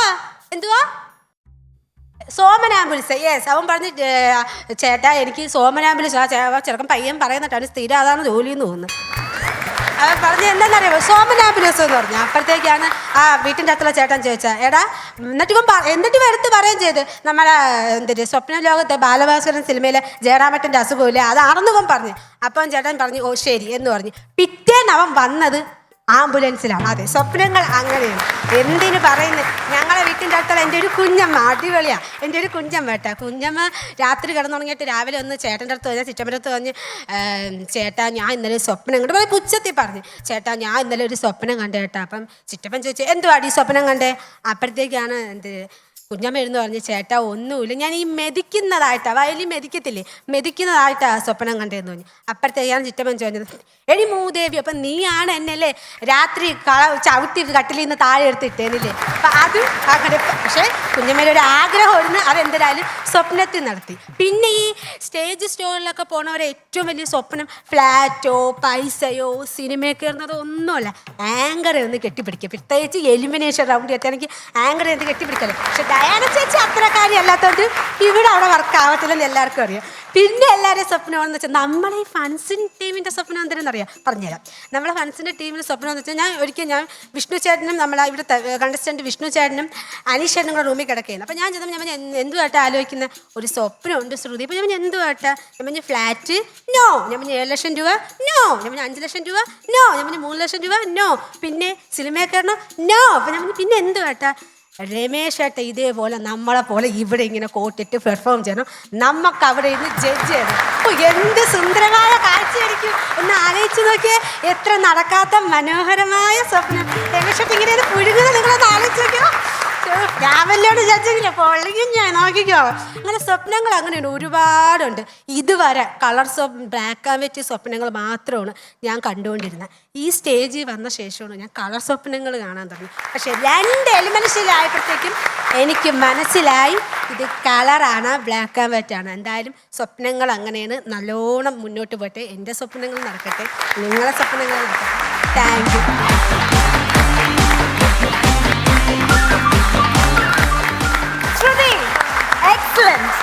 ഏതൊരു സാധാരണക്കാരനും റിലേറ്റ് ചെയ്യാൻ പറ്റുന്ന നല്ലൊരു ടോപ്പിക്, വളരെ നന്നായിട്ട് പെർഫോം ചെയ്തു. ചേട്ടന്മാരോട് ചോദിക്കാം അല്ലേ, രമേശ് ചേട്ടാ? ആദ്യം ശ്രുതി സുരാജ് വിളിച്ച് നന്നായിരുന്നു എന്ന് പറഞ്ഞപ്പോ ഞാൻ കുറച്ച് ഓർത്തിട്ട്, ഇന്നലെ ഞാനും സുരാജും ഒക്കെ കുറേ നേരം ഒന്നിച്ചുണ്ടായിരുന്നു, ഒരുപാട് സമയം. എന്നിട്ടൊന്നും എന്നോട് പറഞ്ഞില്ലല്ലോ, പിന്നെ എന്തേ ശ്രുതിയോട് പറഞ്ഞതെന്ന് ഞാൻ ആലോചിച്ചുകൊണ്ടിരിക്കുമ്പോഴാണ് അത് സ്വപ്നമാണെന്ന് അറിഞ്ഞത്. പിന്നെ ശ്രുതി സ്വപ്നങ്ങളെ കുറിച്ച് കുറേ പറഞ്ഞു. അതിൽ 1-2 ഈ രാത്രി മെതിക്കുന്ന സ്വപ്നം കണ്ടിട്ട് അടുത്ത് കിടന്നവനെ ചവിട്ടി താഴെ ഇട്ടു എന്നൊക്കെ പറയുന്നതൊക്കെ ഒരു ഇച്ചിരി പഴയ ബാലിശമായ എന്ന് വെച്ചാൽ പറഞ്ഞ പഴകിയ തമാശകളിൽ പെട്ടതാണ്. പക്ഷെ അവസാനം ഒരു സ്വപ്നം പറഞ്ഞല്ലോ, എന്തെങ്കിലും ഞാൻ അവിടെ നിന്ന് പെർഫോം ചെയ്തിട്ട് ഇവിടെ വന്നിരുന്ന് ജഡ്ജ് ചെയ്യാന്നുള്ളത്. ഈ കലയിൽ മാത്രം, ബാക്കി പലയിടത്തൊന്നും ഞാൻ പറയുന്നില്ല, ഞാൻ പ്രവർത്തിക്കുന്ന ഒരു മേഖല എന്നുള്ള നിലയിൽ കലയിൽ അങ്ങനെ ഒരു നടക്കാൻ പാടില്ലാത്ത സ്വപ്നമല്ല ശ്രുതി. അത് നിസാരമായിട്ട് നടക്കുന്ന ക്യാമറ അസിസ്റ്റന്റ് ആവാൻ പോയ ആളാണ് അല്ലേ? അതെ. അവിടെ നിന്നും ഇപ്പം ഇതിൽ ജഡ്ജായിട്ട് എലിമിനേഷൻ വേണ്ടി വന്നിരിക്കുകയാണ്. അപ്പം കിച്ചു എന്നോട് ആദ്യം പറഞ്ഞു, ചേട്ടാ എലിമിനേഷൻ ആണോ, എനിക്ക് പ്രാക്ക് മേടിക്കാൻ വയ്യ. ഫസ്റ്റ് പറഞ്ഞത് വരുമ്പോ എലിമിനേഷനിൽ കൊണ്ട് നിർത്തിക്ക. ഞാൻ പറഞ്ഞു പ്രാക്ക് മാത്രമായിട്ട് കരുതണ്ട, അകത്തോട്ടായ കുറെ പേരുണ്ടല്ലോ, അവരുടെ അനുഗ്രഹം കൂടെ ഉണ്ട്, അത് ന്യൂട്രലായി പൊക്കോളും എന്ന് ഞാൻ പറഞ്ഞു. ഞാൻ വീണ്ടും ഒരു ഉദാഹരണം പ്രയോഗിച്ചു. സായി പല്ലവി നിങ്ങളുടെ കൂടെ വന്ന ആളല്ലേ? അതെ അതെ അതെ. സായി പല്ലവി, പ്രേമത്തിലെ സായി പല്ലവിയും ഇന്നത്തെ സായി പല്ലവിയും തമ്മിലുള്ള യാത്രയുടെ ദൂരം എന്തോരം ഉണ്ട്. തീർച്ചയായിട്ടും അതെ. അല്ല, അവർ ആ പ്രേമത്തിൽ വരുമ്പോ അവരൊരു പോസ്റ്റർ പോലും ഉണ്ടായിരുന്നില്ല. സായി പല്ലവിയുടെ പോസ്റ്ററിന്റെ ഒരു പോസ്റ്ററോ ഫ്ലെക്സോ ഒന്നും ഇല്ലാണ്ടാണ് പ്രേമം റിലീസ് ചെയ്തത്. എന്നിട്ട് ഇപ്പൊ അവര് എല്ലാ ഭാഷയിലും അഭിനയിച്ചു. അതുപോലെ ഞാൻ പറയാം, വിജയ് സേതുപതി എത്രയോ വർഷം, ഞങ്ങൾ നേരം എന്ന് പറയുന്ന സിനിമ അത് ആദ്യമേ ഷോർട്ട് ഫിലിം ആയിരുന്നു കേട്ടോ. അൽഫോൻസ് എന്ന ഡയറക്ടർ, അതിൽ നിവിന്റെ റോൾ ചെയ്ത് ശബരി ആയിരുന്നു, അതിന്റെ ക്യാമറ ചെയ്ത് ഞാനാണ്. അപ്പൊ അതില് വില്ലൻ വേഷം ചെയ്ത് വിജയ് സേതുപതിയാണ്. അന്ന് പുള്ളി ചെന്നൈയില് പക്ഷെ ഞങ്ങൾ അത് യൂട്യൂബിൽ ഇട്ടില്ല, കാരണം അത് സിനിമയാക്കാൻ വേണ്ടിയുള്ളതുകൊണ്ട് അവനൊരു പ്രൊജക്ടിന് വേണ്ടിയിട്ട് ചെയ്ത് അൽഫോൻസ്. അപ്പൊ അത് അന്ന് കക്ഷയെ ചെയ്തത് പുള്ളി. അപ്പൊ ആ സമയത്ത് ചെറിയ ചെറിയ ഷോർട്ട് ഫിലിം ഒക്കെ ചെയ്ത് ഇപ്പൊ ആളിപ്പോ എവിടെയാണ്, ഇപ്പൊ ഷാറൂഖ് ഖാന്റെ ഒപ്പം അഭിനയിക്കുന്നത്. അപ്പൊ അത്രേ ഉള്ളൂ. ശ്രുതി പറഞ്ഞ നിങ്ങൾ കണ്ട സ്വപ്നം ജഡ്ജായിട്ടിരിക്കട്ടെ, അല്ലെങ്കിൽ വലിയ വലിയ നടന്മാരായി മാറട്ടെ, അതിനുള്ള സാധ്യതകൾ എല്ലായിടത്തും നിങ്ങളുടെ തൊട്ടടുത്ത് എവിടേക്കോ നിപ്പുണ്ട്, അത് സംഭവിച്ചേക്കാം കേട്ടോ. രമേശ് ചേട്ടാ, ഞാൻ ആദ്യമായിട്ടാണ് ഒരാള് സ്ഥലത്തിന് ഏട്ടാന്ന് വിളിക്കുന്നത് കേൾക്കുന്നത്. ശ്രദ്ധിച്ചില്ല? ഇല്ല, ശ്രദ്ധിച്ചില്ല. എന്തായിരുന്നു ശ്രുതി പറഞ്ഞത്? എന്തായിരുന്നത്? സുരാജ് വെഞ്ഞാറമൂടേട്ടൻ. വെഞ്ഞാറമൂടേട്ടൻ. എങ്ങനെയായിരുന്നു? അല്ല, ഈ ടോപ്പിക്കേ നല്ല രസമായിരുന്നു. ഇവൻ ഇത്രയും നാള് ജഗതി ചേട്ടൻ എന്നൊന്നും വിളിക്കുന്നത് കേട്ടിട്ടേ ഇല്ല മുതലാൽ. ആര്? ചേട്ടൻ മാളച്ചേട്ടനും ജഗതി ചേട്ടനും ഒന്നും കേട്ടിട്ടില്ല. സുരാജ് വെഞ്ഞാറമൂടേട്ടൻ അല്ല അതിന്റെ പേരില് മധുലാൽ എലിമിനേറ്റ് ആകുമെന്ന എന്റെ അല്ല രമേശ് ചേട്ടാ, ഒറ്റ വിറ്റിന്റെ പേരില്. അല്ല രമേശ് ചേട്ടാ, അതിന്റെ നാട്ടില് പറയുന്ന കുഴപ്പമില്ലല്ലോ. ഒരു കുഴപ്പമില്ല. ഒരു ഗാനമേള ട്രൂപ്പില് മേപ്പേര് രതീഷേട്ടനുണ്ട്, മലയാളം പാടുന്ന ആളാ. അപ്പോൾ അവൻ്റെ അനിയനാണ് ആങ്കർ. അപ്പോൾ സ്റ്റേജിൽ ആദ്യ ഗാനം പരിചയപ്പെടുത്തി, ആദ്യ മലയാള ഗാനവുമായി വരുന്നു. പറഞ്ഞുകൊണ്ടിരിക്കുമ്പോൾ അവൻ്റെ റിലേ പോയി. ആലോചിച്ച് പെട്ടെന്ന് പറഞ്ഞു രതീഷ് മേപ്പയ്യൂരേട്ടൻ. അതാ ഞാൻ രതീഷ് മേപ്പയ്യൂരേട്ടൻ. മേപ്പയ്യൂരേട്ടൻ. ആ അതേമാതിരി അപ്പൊ ശ്രുതി പറഞ്ഞെന്ന് പറയാ. വെഞ്ഞാറമൂടേട്ടൻ. അല്ലാണ്ട് നിർത്തിപ്പെരിക്കരുത് പ്ലീസ്. ഇല്ല, നിനക്ക് ഇത് എന്താ കാര്യം അറിയാമോ? ആ വെഞ്ഞാറമൂടേട്ടൻ കഴിഞ്ഞ് നിനക്ക് നിർത്താനുള്ള സ്വാതന്ത്ര്യം ഉണ്ടായിരുന്നു. എന്നിട്ട് നീ മറ്റേ മേപ്പയ്യൂരേട്ടനും കൂടെ പറഞ്ഞെടുത്താണ് ഇത് ഭയങ്കര പ്രശ്നമായത്. നമുക്ക് അവിടെ നിർത്താം. ഇത് ഈ ഏട്ടൻ ഇത്രയും പേര്, എത്രയോ പേര് സ്ഥലപ്പേര് വെച്ച് ആൾക്കാരെ മുഴുവൻ വിളിച്ചുകൊണ്ട് വന്നിട്ടുള്ള ഒരു ലോകത്ത് സുഖമായിട്ട് അത് ഏക്കാതെ പോയിട്ട് നീ രണ്ടാമതാ മേപ്പയ്യൂരേട്ടൻ പറയാൻ നീ കാണിച്ച ധൈര്യം ഉണ്ടല്ലോ. നിനക്ക് ശരിക്ക് ഫണ്ട്സ് അപ്പോൺ എ ടൈമിന്റെ ഫസ്റ്റ് കിട്ടുന്ന 7 ലക്ഷം ഒന്നും അല്ല തരേണ്ടത്, നിനക്ക് പരംവീർ ചക്രനാണ് തരേണ്ടത്. അവനവൻ മരിച്ചാലും ആ വിറ്റ് പറയുക എന്ന് പറയുന്ന ആ സാധനം ഉണ്ടല്ലോ. മേപ്പയ്യൂരേട്ടാ,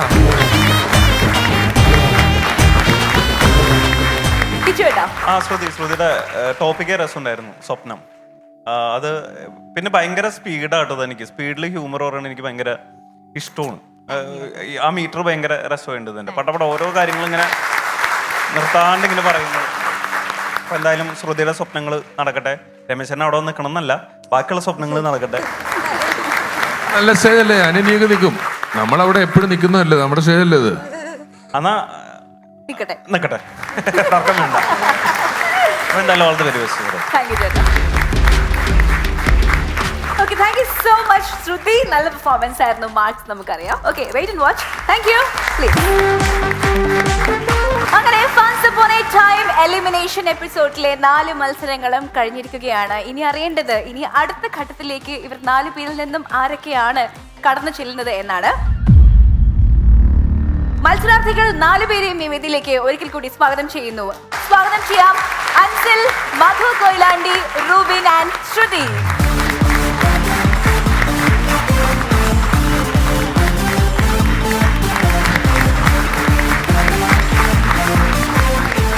നിങ്ങൾ 4 മത്സരാർത്ഥികളെയും ശരിക്കും സമ്മതിക്കണം. കാരണം ഈ ഒരു സ്റ്റേജിൽ വന്ന് നിൽക്കാന്ന് പറയുന്നത് നിസ്സാര കാര്യമല്ല, ശരിയല്ലേ? അപ്പൊ ഇതിനു മുമ്പുള്ള പെർഫോമൻസ് മോശമാക്കിയെങ്കിൽ മാത്രമേ ഇവിടെ ഒന്ന് നിൽക്കാൻ പറ്റുള്ളൂ.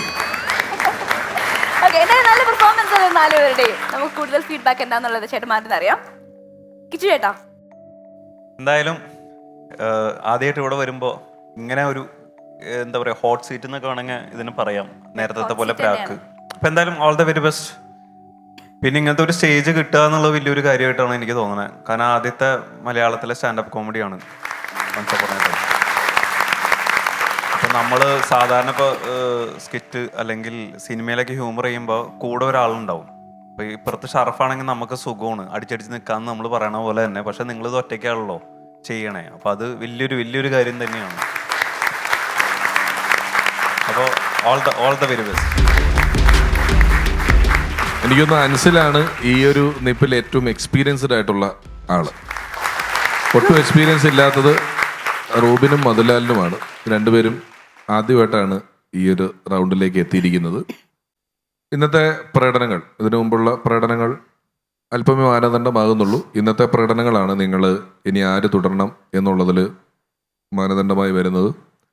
റൂബിൻ്റെ പ്രകടനം, റൂബിൻ എപ്പോഴും എന്നെ കാണുന്ന, ഈ പരിപാടി കാണുന്ന ആളുകളിൽ ഒരുപാട് പേർ അത്ഭുതം പറയുന്ന കലാകാരന്മാരിലൊരാളാണ് റൂബിൻ. റൂബിൻ്റെ ഒരു നാടക പ്രവർത്തകനാണ്. റൂബിൻ ഈ ഒരു സ്റ്റാമറിങ്ങിൻ്റെ പ്രശ്നം ഉണ്ടായിട്ടും സ്റ്റാൻഡപ്പ് കോമഡി എന്ന് പറയുന്ന ഒരു മേഖലയെ തന്നെ, അത് അഭിനയം പോലുമല്ല, സ്റ്റാൻഡപ്പ് കോമഡിയിൽ വന്ന് ഇത്രയും മുന്നിലേക്ക് വന്നു. ശ്രുതി ആദ്യമായിട്ടൊരു TV പരിപാടി പങ്കെടുക്കുകയാണ് അല്ലേ? ആദ്യമായിട്ട്, ഇതിനു മുമ്പ് ഒന്നും ചെയ്തിട്ടില്ല, വന്നു ഇത്ര എത്തുന്നു. മധുലാൽ കുറച്ച് സ്റ്റേജും പരിപാടിയൊക്കെ ചെയ്യുന്ന ആളാണ്. എങ്കിലും ഇവരോടൊപ്പം ഇവിടെ നിൽക്കേണ്ടി വരുന്നു. 3 പ്രാവശ്യം നിന്നു അൻസിൽ പറയുന്നിട്ട് ബാക്കി. ശരിക്കും ഓരോ എലിമിനേഷൻ എപ്പിസോഡിൽ വരുമ്പം ഒരു പാലത്തിൻ്റെ അറ്റത്ത് നിന്നിട്ട് താഴെ ഒരു വലിയ കുഴിയുണ്ടല്ലോ, ആ ഒരു ഫീലാണ്. പക്ഷേ അപ്പുറത്തേക്ക് എത്താൻ ഒരു വഴിയുണ്ട്. ഇപ്പുറത്തേക്ക് എത്താൻ വഴിയുണ്ട്. പക്ഷേ ആ വഴിയിലേക്ക് കുറച്ച് ദുർഘടമാണെങ്കിലും നമുക്ക് അപ്പുറത്ത് പോകാൻ പറ്റും. അപ്പം ആ ഒരു ലൈഫ് സേവിങ് എന്ന് പറയുന്ന സാധനം ഉണ്ടല്ലോ, ആ ഒരു സാധനം തലയിൽ വരുമ്പോൾ നമുക്ക് കുറച്ചുകൂടെ കാര്യമായിട്ട് പണിയെടുക്കും. ആ, നമ്മളും എല്ലാം വിജയ് സേതുപതിനെ പറ്റിയും നമ്മുടെ സായി പല്ലവിനെ പറ്റിയൊക്കെ പറഞ്ഞ് സംസാരിച്ചൊരു ഏരിയ. ഇവിടെ നിങ്ങളെ സംബന്ധിച്ചിടത്തോളം ഒരു ഷെഡ്യൂളിൽ 10 മിനിറ്റ് ദൈർഘ്യമുള്ള 2 പെർഫോമൻസുകളാണ്. ആ 2 പെർഫോമൻസിൽ നിന്നാണ് ഈ ലെവലിൽ ആരാണ് എത്തേണ്ടത് എന്ന് എപ്പോഴും തീരുമാനിക്കപ്പെടുന്നത്. മത്സരമുണ്ടോ എന്ന് ചോദിച്ചാൽ 30 പേര് തമ്മിലുള്ള തുടങ്ങിയ ഒരു മത്സരമായിട്ടാണ് നടക്കുന്നത്. ഞാനും ദർബനും ഒക്കെ പരിപാടി ചെയ്യുന്ന സമയത്ത് അരമണിക്കൂറിൻ്റെ എപ്പിസോഡാണ്. അരമണിക്കൂറിൻ്റെ എപ്പിസോഡ് പറഞ്ഞാൽ 24 മിനിറ്റ് കണ്ടന്റ് വേണം. അന്നും ഒരു പരിപാടി മോശമാണെങ്കിൽ 10-30 എപ്പിസോഡ് കൊണ്ട് നിന്നു പോകും. നമ്മൾ 20 മിനിറ്റ് 24 മിനിറ്റ് കണ്ടന്റ് ഡെയിലി, ഞായറാഴ്ച മാത്രം ടെലികാസ്റ്റ് ഇല്ല, ബാക്കി എല്ലാ ദിവസവും അങ്ങനെ 4 വർഷമൊക്കെയാണ് 450 എപ്പിസോഡ് ഡെയിലി ചെയ്ത പരിപാടി, അല്ലെങ്കിൽ അങ്ങനെയൊക്കെ ചെയ്തു പോകുന്നത് ഓരോ പരിപാടി. അത് കഴിഞ്ഞ് ഒരു വർഷം കഴിയുമ്പോൾ അതിൻ്റെ കംപ്ലീറ്റ് ഫോർമാറ്റൊക്കെ മാറ്റി വേറൊരു പരിപാടി തുടങ്ങും. അതിലും തമാശ വേണം. അത് 1 മണിക്കൂറിൻ്റെ പരിപാടി, 1.5 മണിക്കൂറിൻ്റെ പരിപാടി, അത് ആഴ്ചയ്ക്ക് വേണം. അതിനകത്ത് കണ്ടന്റ് വേണം. ഇതിനിടയിലൊരു 4-5 അവാർഡ് നൈറ്റുകൾ ജനുവരി തൊട്ട് മാർച്ച് വരെ ഉള്ളതിനകത്ത് വരും. അവാർഡ് നൈറ്റിനകത്ത് 10 മിനിറ്റ് 15 മിനിറ്റിൻ്റെ ഒരു 3-4 എൻട്രികൾ. ഇത് മോശമാണെങ്കിലും എലിമിനേഷൻ ഒന്നുമല്ല, സർവ്വ ജനങ്ങളും കൂവും, സർവ്വ സിനിമാക്കാരും അവിടെ ഇരിപ്പുണ്ടാവും. ടെലികാസ്റ്റ്, വലിയ ടെലികാസ്റ്റ് ഒരു ദിവസം, ഒരു വിശേഷ ദിവസം ഉണ്ടോ, അതിനകത്ത് ഇത് മാത്രം അങ്ങ് മോശമാവും, നാട്ടുകാർ ചീത്ത വിളിക്കും അല്ലേ, നമ്മൾ അടുത്ത പിറ്റേ ദിവസം പ്രോഗ്രാമിന് മുമ്പ് തന്നെ വിളിക്കും. ഇതിൻ്റെ കൂട്ടത്തിൽ നമ്മളുടെ ഗൾഫ് ഷോകളുണ്ട്, നമ്മുടെ സ്റ്റേജ് ഷോകളുണ്ട്. അപ്പോൾ നമ്മളുണ്ടാക്കുന്ന ഒരു കണ്ടന്റിൻ്റെ വോളിയം എന്ന് പറയുന്നത് വളരെ കൂടുതലാണ്. എല്ലാ ദിവസവും ഒരു കൊല്ലം എത്രയോ മണിക്കൂർ ഹ്യൂമർ കണ്ടന്റുകൾ ഉണ്ടാക്കേണ്ടി വരുന്ന ഒരു കാലഘട്ടമുണ്ട്.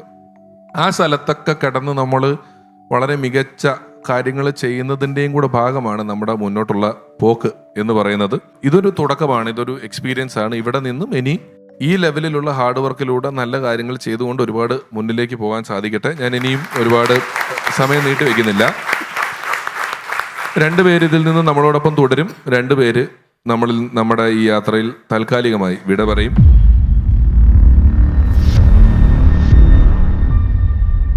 തുടർന്നതിൽ ഇന്നത്തെ എപ്പിസോഡിൽ തുടരുമെന്ന് ഉറപ്പാക്കിയത് ഏറ്റവും കൂടുതൽ മാർക്ക് മേടിച്ച ആൾ 87 മാർക്ക് വാങ്ങിച്ച മധുലാൽ കൊയിലാണ്ടിയാണ്.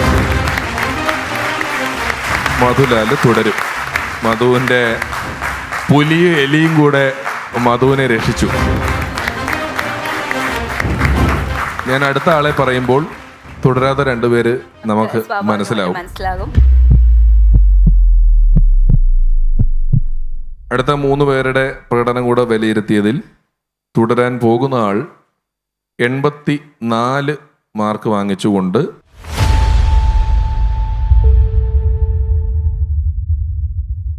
അൻസിലാണ്.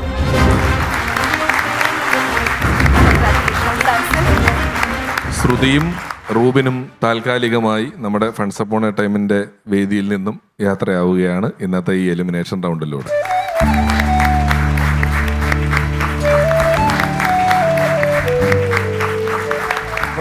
ചേട്ടാ, ഒരു സന്തോഷ വാർത്ത പറയട്ടെ.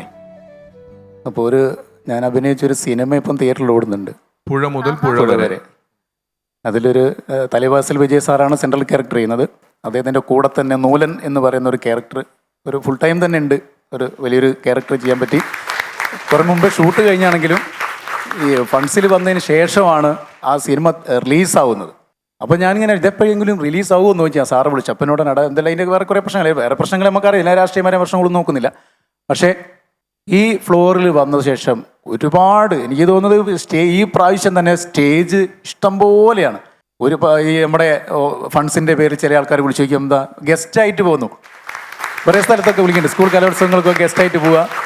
ഒരുപാട് സന്തോഷം. പിന്നെ ഈ ഇവിടുത്തെ ബഹുമാനപ്പെട്ട അരിസാറിനോട് ഒരുപാട് നന്ദി പറയണം. കാരണം ഈ നീ പറഞ്ഞിടത്തൊന്നും നീ ഔട്ടായി അല്ല, എന്നാലും പറയാണ്ട് കേട്ടിട്ട് ഞാൻ പറഞ്ഞത് തെറ്റിപ്പോയി. നീ ഔട്ടായി നന്ദിയൊക്കെ പറയണത് നീ പോകാൻ എന്താ അത് പറയാണ്ട് മോശമായി പോകും. കാരണം എന്താ വെച്ചാല് ഈ പ്രോഗ്രാമിൽ ഏറ്റവും കൂടുതൽ എക്സ്ക്യൂസ് കിട്ടിയ വ്യക്തിയാണ് ഞാൻ.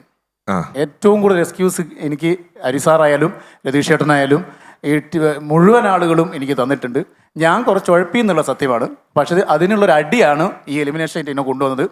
പക്ഷെ ഇനി ഈ അടി ഞാനത് മേടിക്കും. ഇനി മേടിക്കില്ല. ഇനി മേടിക്കാതിരിക്കാനുള്ള ശക്തമായ പ്രവർത്തനമായിരിക്കും. എനിക്ക് സന്തോഷമുള്ള നിമിഷം. കാരണം എൻ്റെ ജീവിതത്തിൽ ആദ്യമായിട്ടുള്ള സ്റ്റേജാണ്.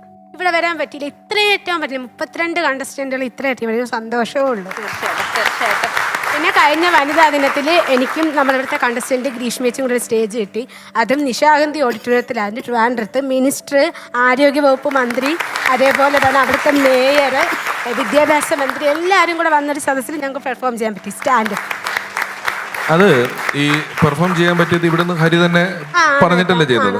നമ്മുടെ ഈ പരിപാടിയുമായി ബന്ധപ്പെട്ട ചാനലും നമ്മുടെ അണിയർ പ്രവർത്തകരും എല്ലാം നിങ്ങൾക്ക് എല്ലാവർക്കും എവിടെ അവസരം ലഭിക്കാമോ മേടിച്ചു തരാൻ പറ്റുമോ അവിടെ എല്ലാം നമ്മളാൽ കഴിയും വിധമുള്ള ശ്രമങ്ങൾ നടത്തുന്നുണ്ട്. മധുലാലിന് ഒക്കെ വേറൊരു പടത്തിന് ഞാൻ ഈ ഇടയ്ക്ക് ഫോൺ നമ്പർ അയച്ച് കൊടുത്തിട്ടുണ്ട്. മധുലാൽ തൊപ്പിയിട്ട് നിൽക്കുന്ന ഒരു ഫോട്ടോ ഒക്കെ ഞാൻ തന്നെ ഡൗൺലോഡ് ചെയ്ത് അയച്ചു കൊടുത്തിട്ടുണ്ട്. Thank you so much. എൻ്റെ മറ്റൊരു പ്രധാന ജോലി ഡയാനയുടെ ഫോൺ നമ്പർ കൊടുക്കലാണ്, കേശവമാമൻ്റെ ഫോൺ നമ്പർ കൊടുക്കലുമാണ് നിലവിൽ ഇപ്പം എൻ്റെ ഒരാഴ്ചയിലുള്ള പ്രധാനപ്പെട്ട ജോലി എന്ന് പറയുന്നത്. അപ്പോൾ ഏറ്റവും കൂടുതൽ നമുക്ക് എങ്ങനെയൊക്കെ നമ്മുടെ കലാകാരന്മാരെ മുന്നോട്ട് കൊണ്ടുവരിക്കാൻ പറ്റും അതിൽ നമ്മൾ സ്ട്രോങ് ആയിട്ട് നിൽക്കുന്നുണ്ട്. റൂബിനെ? അല്ലല്ല ഒന്നുമില്ല, സന്തോഷമായിട്ട്. പിന്നെന്ന് പറഞ്ഞാൽ എനിക്ക് ഇവിടെ വരെ എത്താൻ പറ്റില്ലോ, അതല്ല പിന്നെ അല്ല ഈ 24 തവണ എൻ്റെ പേര് അകത്തോട്ട് ശ്വാസം വലിച്ചിട്ട് പുറത്തോട്ട് പറയാത്തൊരു കാലം എനിക്കുണ്ട്. അപ്പം അത് വെച്ച് നോക്കുമ്പോൾ നമ്മൾ ഇവിടെ വരെ എത്തി, ഇങ്ങനെ ഒരാളുണ്ട് എന്ന് നമ്മൾ ആൾക്കാർ റിലീസില്ലേ. പിന്നെന്ന് പറഞ്ഞാൽ നമ്മുടെ ഉള്ളിലൊരു സ്പാർക്ക് എപ്പോഴും കാത്തു വെച്ചാൽ മതി. ആ ഒരു സ്പാർക്കാണ് എന്നെ ഇവിടം വരെ എത്തിച്ചത്. പിന്നെ ഈ കോമ്പറ്റീഷൻ ആകുമ്പോൾ അതിൻ്റെതായ ഒരു വിജയ പരാജയങ്ങൾ കാണണമല്ലോ. അപ്പം അതിൽ നമ്മൾ സന്തോഷവാനാണ്. നമ്മൾ റൂബിൻ ഒരു അത്ഭുതമാണ്. റൂബിൻ ഒരു സ്റ്റാൻഡപ്പ് കോമഡിയിൽ ഞാൻ റൂബിൻ വന്ന എല്ലാ എപ്പിസോഡുകളിലും പറഞ്ഞിട്ടുണ്ട്, റൂബിൻ യാതൊരുവിധ പരിഗണനകളിലൂടെ അല്ല ഇവിടം വരെ എത്തിയിട്ടുള്ളത്. റൂബിൻ്റെ സ്ക്രിപ്റ്റും പറച്ചിലും കൂടെ കൊണ്ട് തന്നെ ഇവിടം വരെ എത്തിയിട്ടുള്ള ആളാണ്. റൂബിൻ ഒരു നാടക നടനാണ്. ഇപ്പോൾ റൂബിനും ഒരു ജോലിയും കൂടി ഇതിനിടയിൽ താൽക്കാലിക ജോലി കിട്ടിയെന്ന് പറയുന്നത് നമുക്ക് വലിയ സന്തോഷമുള്ള കാര്യമാണ് കേട്ടോ. All the best. അപ്പോൾ അടുത്ത റൗണ്ടിലേക്ക് കടന്നിരിക്കുന്ന മധുലാൽ കൊയിലാണ്ടിക്കും അൻസിലിനും അഭിനന്ദനങ്ങൾ. Thank you so much for the view. Please രണ്ടുപേർക്കും ഗൾഫ് ഓൺ ഡിജിറ്റൽ ഹബ് പെരിന്തൽമണ്ണയുടെ ഒരു സ്നേഹ സമ്മാനം, ഒരു സ്മാർട്ട് ഫോൺ സമ്മാനമായിട്ട് ലഭിക്കുകയാണ്. ഗൾഫ് ഓൺ ഡിജിറ്റൽ ഹബിന്റെ സാരഥി ശ്രീ ഷിഹാബിനെ once upon a time season 3 വേദിയിലേക്ക് ക്ഷണിക്കുന്നു.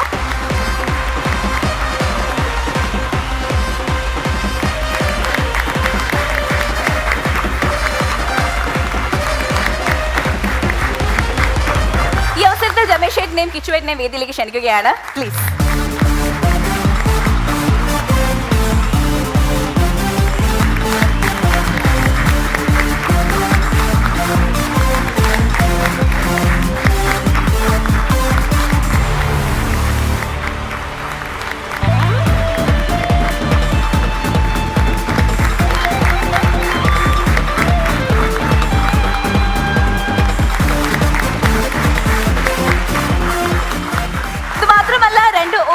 സ്മാർട്ട് ഫോൺസും രണ്ടുപേർക്കും സമ്മാനമായി ലഭിക്കുന്നുണ്ട്.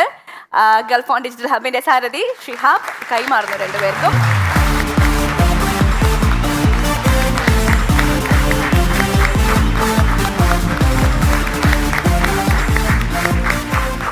എനിക്ക് റൂബിനെ കുറിച്ച് ഒരു ചെറിയ കാര്യം പറയാനുള്ളത്, മൂപ്പര് ഒരു വിക്കുള്ള ഒരാളാണ്.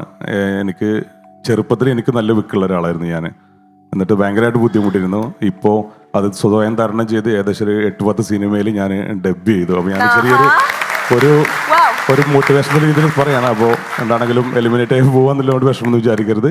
Okay, all the best. Okay, എന്തായാലും റൂബിൻ ചേട്ടൻ എന്തായാലും ഇനി അങ്ങോട്ട് നാടകത്തിലും അഭിനയത്തിലും ഈവൻ ഡബിങ്ങിലും വരെ സജീവമാകാനുള്ള ഒരു അനുഗ്രഹം ചേട്ടൻ ഉണ്ടാവട്ടെ എന്ന് പ്രാർത്ഥിക്കുന്നു. ഒപ്പം ശ്രുതിക്കുട്ടിക്കും ഓൾ ദി ബെസ്റ്റ്. ഓക്കെ,